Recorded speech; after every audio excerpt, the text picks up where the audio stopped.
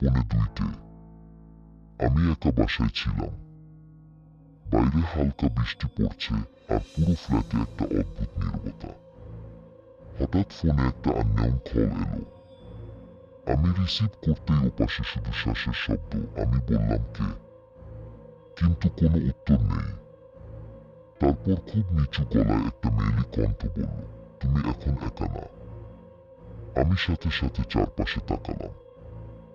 ঘর একদম খালি, কিন্তু মনে হলো কেউ যেন পেছনে দাঁড়িয়ে আছে। আমি দ্রুত লাইট অন করলাম, কিন্তু আলো জ্বলল না। ফোনের স্ক্রিনটাই শুধু আলো দিচ্ছিল। আবার সেই কল। এবার কণ্ঠটা আরো পরিষ্কার, আমি তোমার জানালার বাইরে আছি। আমি ধীরে ধীরে জানালার দিকে তাকালাম।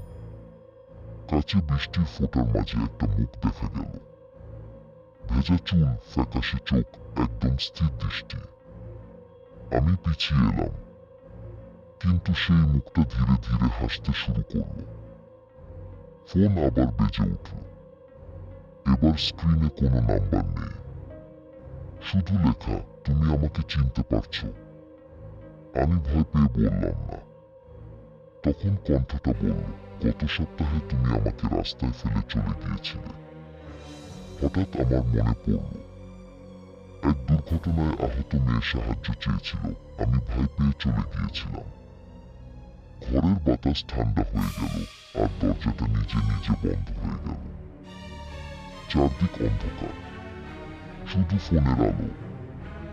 জানালার পাশে সেই মেয়েটা এখন ঘরের ভেতরে, ধীরে ধীরে এগিয়ে আসছে। আমি নড়তে পারছি না। সে ফিসফিস করে বলল, এবার তুমি পালাতে পারবে না। হঠাৎ সবকিছু ব্ল্যাক আউট।